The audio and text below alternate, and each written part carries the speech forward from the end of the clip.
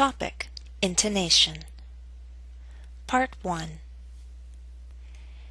Here are the lesson objectives: to recognize falling and rising intonation patterns, to understand what falling and rising intonation patterns communicate, and to develop your ability to use falling and rising intonation patterns with accuracy in your own speech.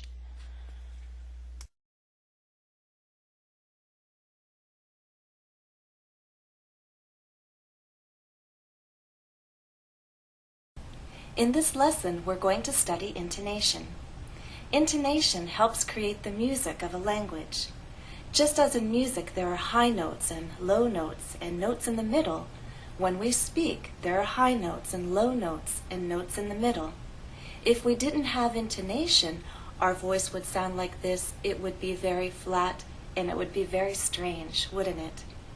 With intonation, you can understand speakers' feelings. You can understand their attitudes. You can understand if they're asking you a question or if they're done speaking and you can say something in response. In short, intonation is necessary in communication. You need to understand it so that people can communicate to you, and you need to be able to use intonation so that you can communicate back to them.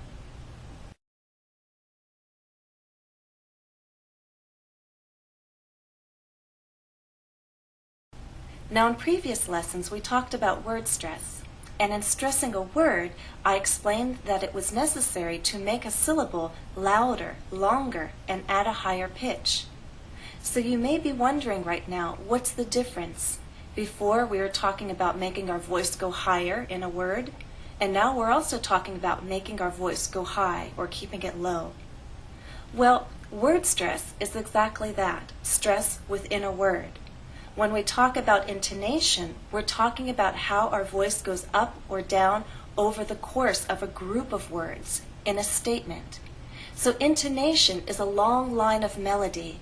It's where a voice will go up or it will go down over the course of a statement.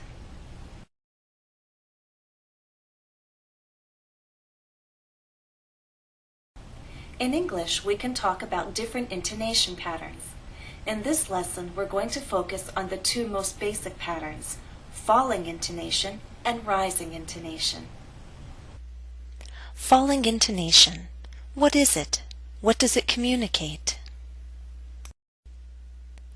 Falling intonation is a pattern in which your voice falls to a low pitch by the end of a thought group or statement. It communicates certainty, finality. You are telling a fact and/or you believe you are right. It also communicates completion. You are done speaking. Your listener can now respond. That response could be in words, it could be in actions. That's why falling intonation is used in commands and directions.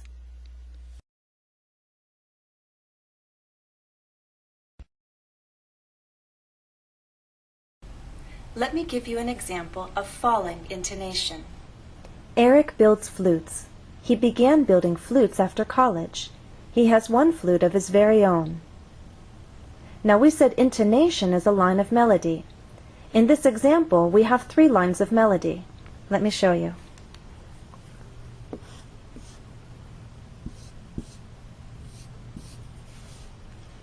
You can see that my 3 lines of melody are 3 sentences. 3 thought groups. Now we could break the last 2 sentences into shorter thought groups. We could pause again here before after, and perhaps here before of, but that wouldn't change the fact that overall in those lines of melody we will have falling intonation. And that's because we're dealing with statements. We're not asking questions, and we're certain of the information that we're giving. These are factual statements. Now, if we have falling intonation, where exactly does our voice begin to fall? When we spoke of thought groups, we talked about the last content word receiving the most stress. So, for example, in the first line, Eric builds flutes, these are all content words, but the final one is flutes. When we speak of intonation, it's that same final content word that will be the point where the melody changes. So overall, our voice is going to stay here and then drop down on flutes, our final content word. And flutes has only one syllable, so we need to slide down. As we say that one syllable, our voice needs to glide down, and it's very quick. Flutes. Now, just because I've chosen to use a straight line here until flutes, don't think that means that our voice is flat and then all of a sudden falls at the end. We are speaking of intonation, but we must remember that there's word stress. So if you want to be exact, then the pattern of our voice would look something like this. Eric stresses on the first syllable, builds as one syllable, and flutes receives our main stress. Eric builds flutes. Okay. So there is still a change of pitch because there is word stress, but the overall pattern is falling intonation. So as not to confuse you with all of this up and down, I'm simply going to draw that straight line and then show how our voice falls at the end of the statement on flutes. Now in the second sentence, our final content word is college. College has two syllables. It's the final content word giving new information. And because college has two syllables, our voice falls a bit differently in contrast to flutes. Flutes had one syllable, so our voice glided down. With college, two syllables, our voice sort of steps down. College, from one level to the next, from a higher level to a lower level. So again, the overall pattern is like this, but then at the end it goes up and steps down. He began building flutes after college. College. In the last line, our final content word giving new information is own. And like flutes, it's one syllable. So the overall pattern stays the same till the end, and on that final content word, our voice will glide down. Own. He has one flute of his very own. Listen to the entire example again. Eric builds flutes. He began building flutes after college. He has one flute of his very own. End of part 1. Please go on to the next part of this lesson. Topic: Intonation. Part 2. To help us practice intonation, who better to ask for help than a musician? I said that intonation is the melody of speech. So let's ask my friend, who is a musician, to help us practice intonation patterns in English. Exercise 1. Watch the video clip. Try to identify statements with falling intonation.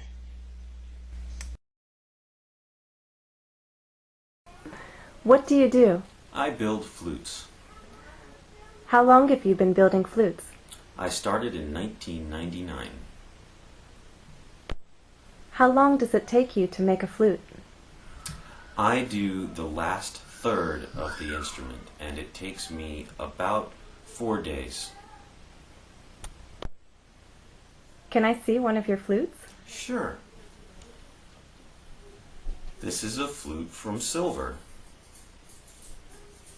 When did you make this flute? I made this flute a year and a half ago. Is this your flute?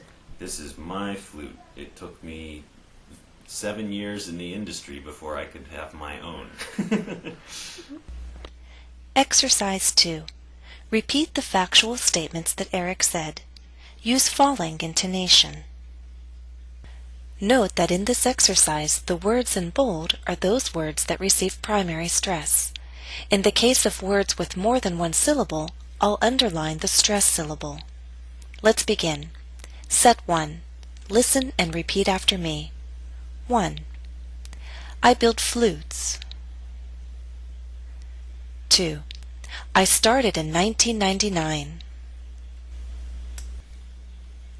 Set 2. 1. I do the last third of the instrument. Note that primary stress is in the middle of the statement. Your voice will continue to fall after the word third. Listen again. I do the last third of the instrument. Now you try. Let's go on to number 2. It takes me about 4 days. Set 3. 1. Sure. 2. This is a flute from silver. 3. I made this flute a year and a half ago. Note that in 2 and 3, our voice will continue to fall after that syllable receiving primary stress. Listen again to those endings. Silver. Half ago.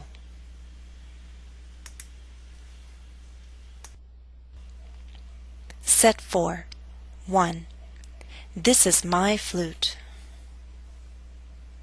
If you'll recall, Eric chose to stress my. He was emphasizing that he made this flute for himself.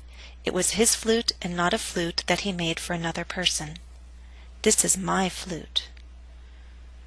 2. It took me 7 years in the industry before I could have my own.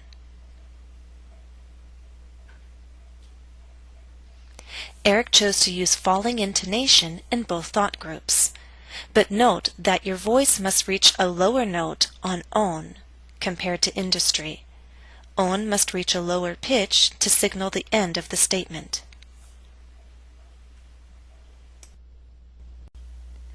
End of Part 2. Please go on to the next part of this lesson.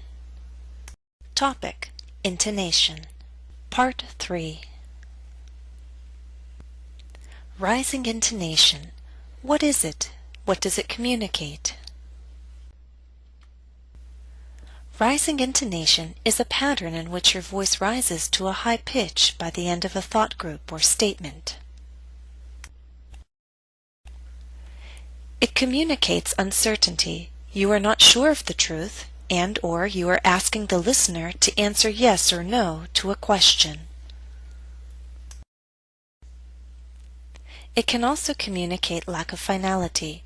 With rising intonation, you may be telling your listener that you're not done speaking. You might be thinking of something else to add. So it's very important to understand and master rising and falling intonation. With too much rising intonation in your speech, you can come across as unsure, and your listener might not know when you're done speaking.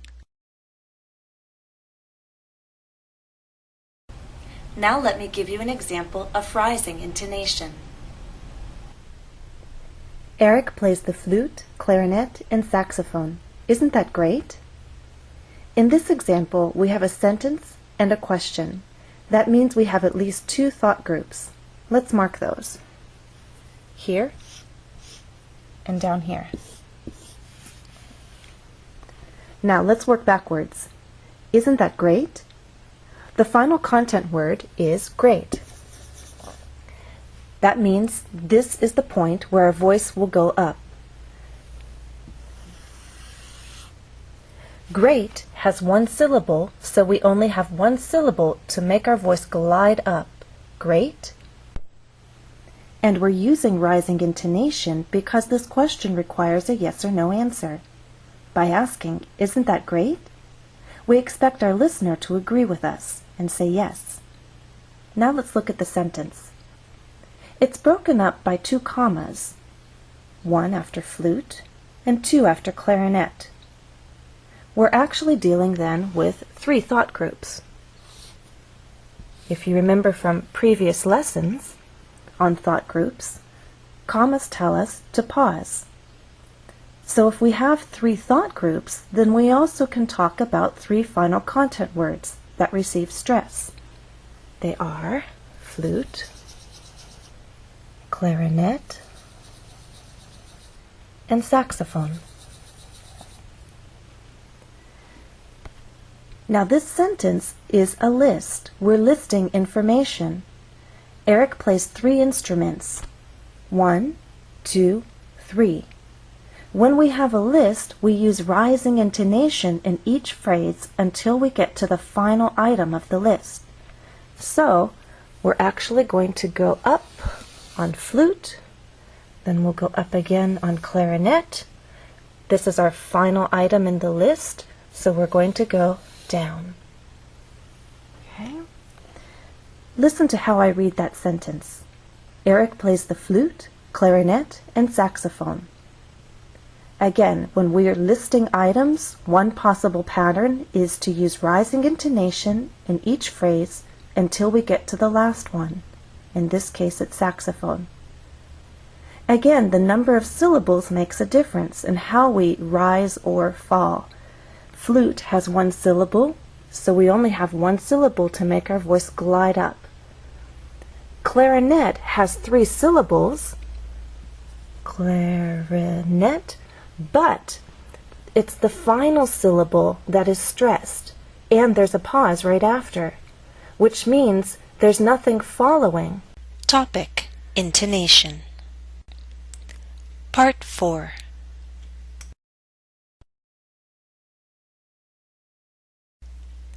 Exercise 5.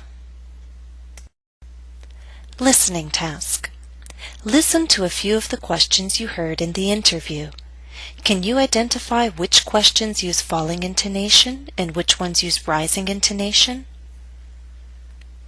Interview questions. 1. What do you do? 2. How long have you been building flutes?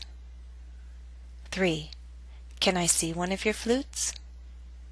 4. Is this your flute? Did I read all 4 questions with the same intonation pattern?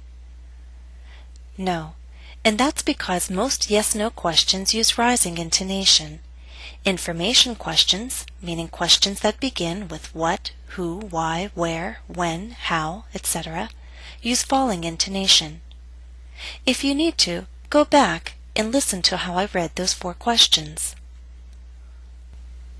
Now it's your turn to practice intonation patterns and questions. Listen and repeat. Number 1. What do you do? 2. How long have you been building flutes? 3. How long does it take you to make a flute? 4. Can I see one of your flutes? 5. Is this your flute? 6. Can you play the flute? 7. What was that?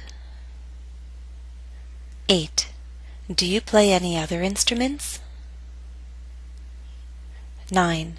How did you learn to play all these instruments?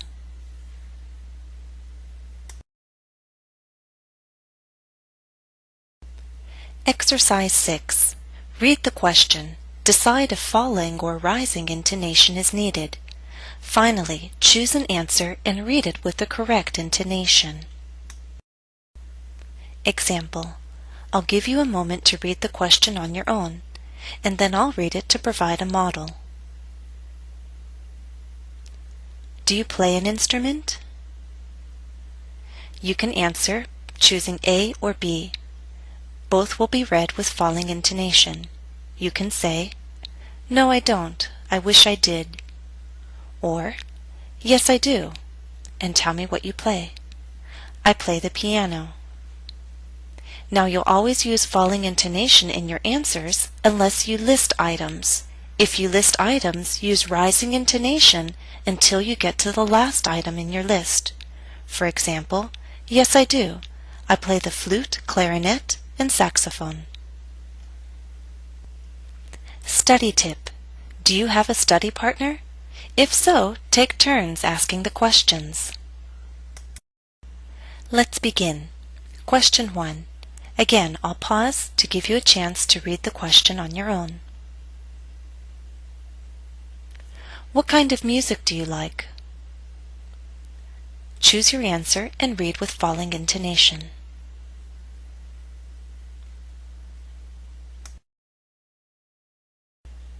Question 2. Can you read music?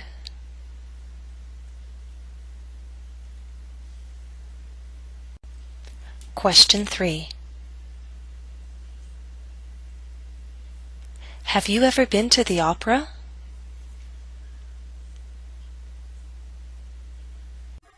Các em thân mến, chúng ta đã trải qua phần lớn các bài học ở trong khóa học phát âm rồi. Vậy thì các em cũng đã nắm được các kiến thức chút yếu để chúng ta có thể phát âm hay, nói hay và cũng có thể là làm tốt các bài thi liên quan đến phần ngữ âm và trọng âm. Thế thì trải qua các cái phần đó thì hôm nay cô cũng muốn tổng kết lại cho chúng ta, đồng thời giới thiệu các em một phần nữa, đó là phần ngữ điệu, intonation. Thì trong một tiết ngắn ngủi thôi, chắc chắn các em cũng sẽ hiểu intonation có ý nghĩa quan trọng như thế nào và một vài quy tắc cơ bản để các em có thể sử dụng ngữ điệu một cách tự nhiên và chuẩn xác trong tiếng Anh. Thế thì trước tiên chúng ta sẽ ôn tập lại một chút để có thể nói hay trong tiếng Anh thì các em cần những cái yếu tố nào. Thế thì ở đây thì cô cũng có tham khảo các bài giảng của các giáo viên bản ngữ, đồng thời thì cũng tham khảo bài giảng đó là của thầy Nguyễn Quốc Hùng dạy ở trên VTV2, chắc nhiều bạn cũng biết đúng không nào. Thì với những bài giảng này thì các chuyên gia có nói rằng để nói hay trong tiếng Anh thì các em cần 4 cái lưu ý. Lưu ý thứ nhất đó là các em cần phải có phát âm tốt, good pronunciation. Good pronunciation. Cần phải phát âm hay. Nếu bây giờ phát âm không chuẩn xác thì chúng ta không thể nói gì được cả, không thể nói hay được. Đấy ạ. Và cái đầu tiên, những cái basics nhất là phải có good pronunciation, phát âm tốt. Cái phát âm tốt này thì cô đã dạy các em về ngữ âm, phonetics. Đây là cái nền tảng để chúng ta có được good pronunciation. Thế thì để phát âm tốt ấy, thì chúng ta sẽ phải ôn tập lại những cái âm thanh gọi là isolated sounds, những cái âm thanh riêng lẻ. Âm thanh riêng lẻ này các em đã được học rồi. Ví dụ cái âm y dài và y ngắn, y hay là y, r hay là r, đúng không ạ? Âm a nó ở phía sau hay là ở phía trước hay như nào, chúng ta cũng đã được học trong khóa học này rồi. Isolated sound là âm thanh riêng lẻ, âm thanh đơn lẻ. Ở những âm thanh đơn lẻ này thì chúng ta được nói đến về vowels. Anh còn nhớ vowels là gì không nhỉ? Vowels là các nguyên âm.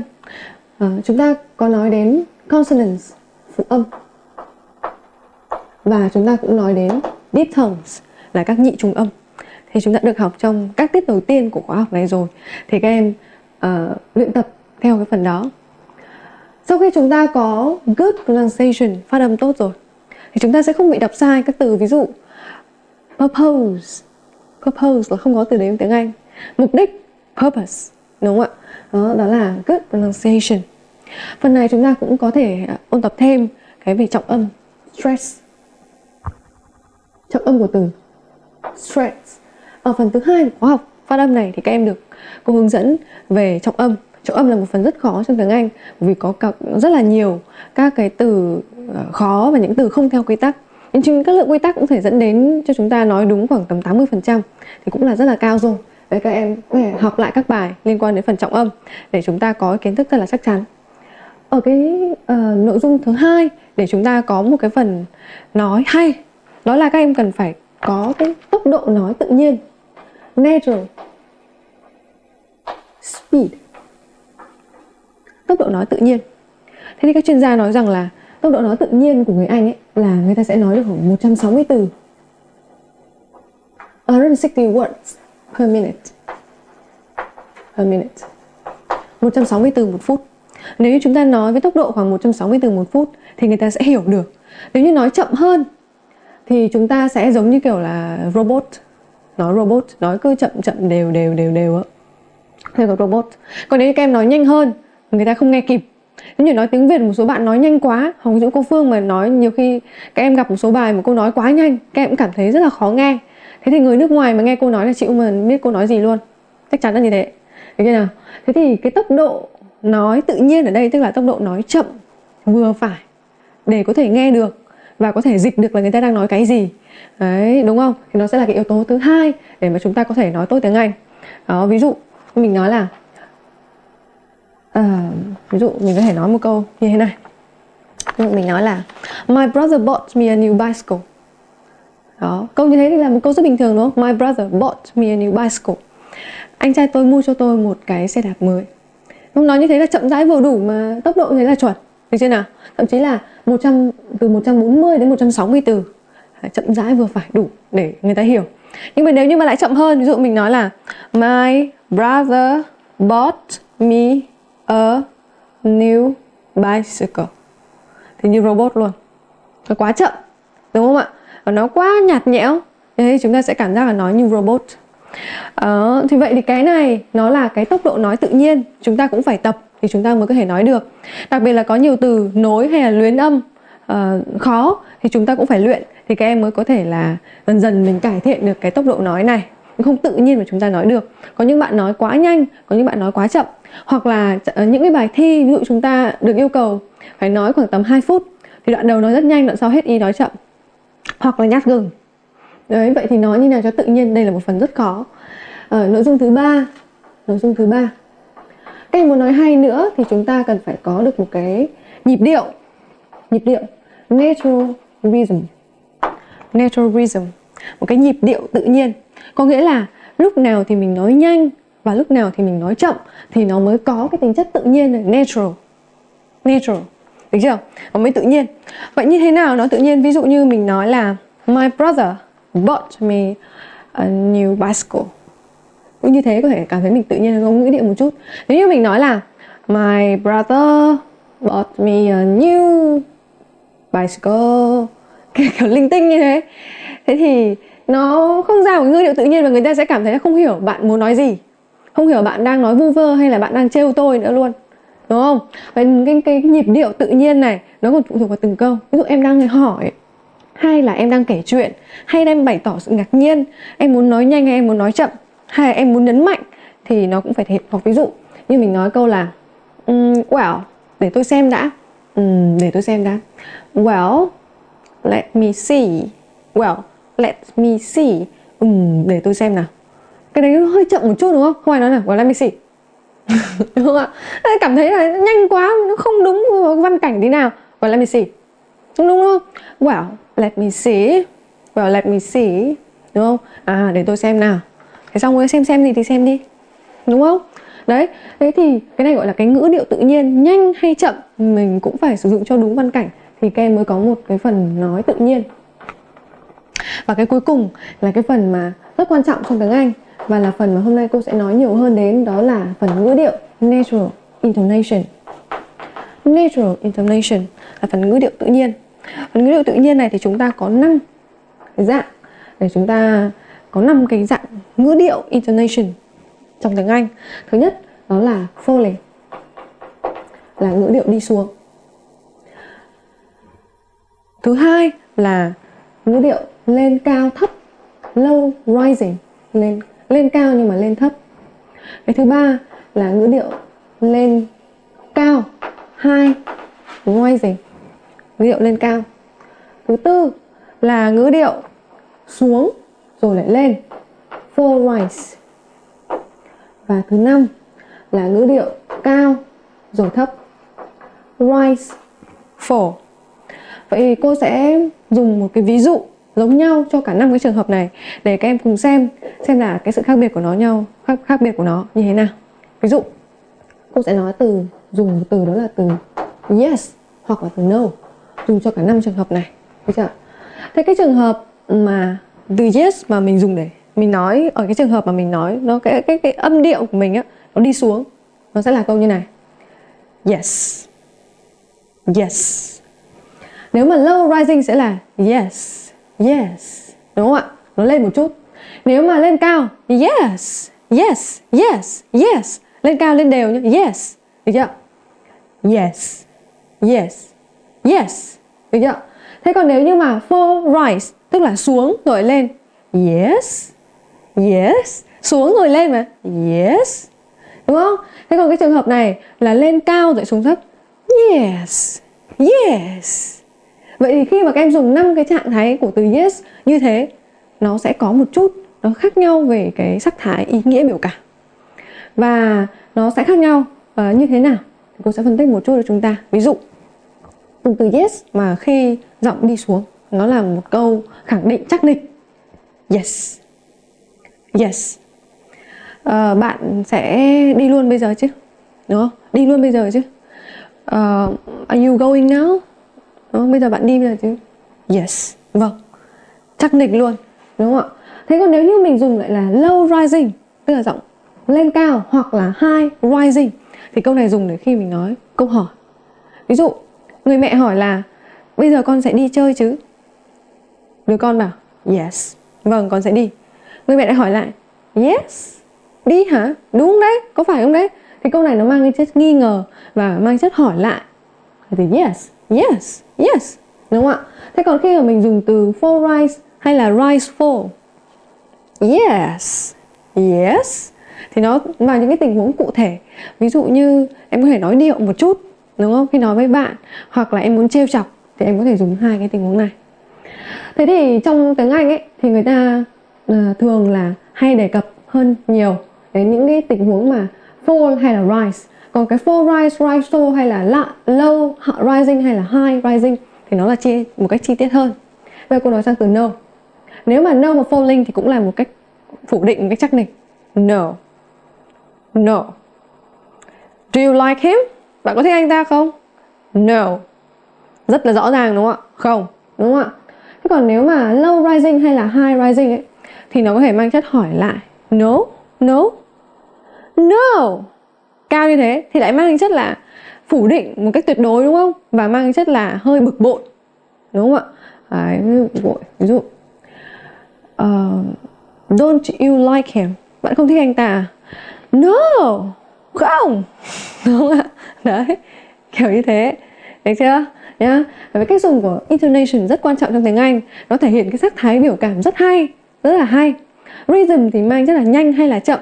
Thế còn intonation thì lại thể hiện cái sắc thái biểu cảm. Và hơn nữa thì nó cũng có những cái quy tắc cụ thể cho các em khi chúng ta sử dụng intonation. Ví dụ như thế này. Khi các em nói những cái câu statement, những câu statement, ví dụ như là những câu kể, những câu khẳng định, những câu kể hoặc những câu phủ định, thì các em sẽ sử dụng cái giọng điệu xuống ở cuối câu. Trong quá trình chúng ta nói một câu thì nó có thể gồm có nhiều từ. Những từ mà là danh từ hoặc động từ sẽ là những từ mà thể hiện cái sức nặng của các câu trong tiếng Anh. Thì những từ đó chúng ta sẽ nhấn mạnh hơn. Được chưa nào? Nhưng xét về mặt toàn bộ của câu thì chúng ta sẽ xuống ở cuối câu. Cô lấy ví dụ một câu như sau. Ví dụ mình nói My brother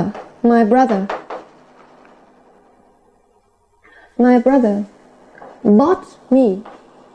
My brother bought me a new bicycle. My brother bought me a new bicycle. Đúng không ạ?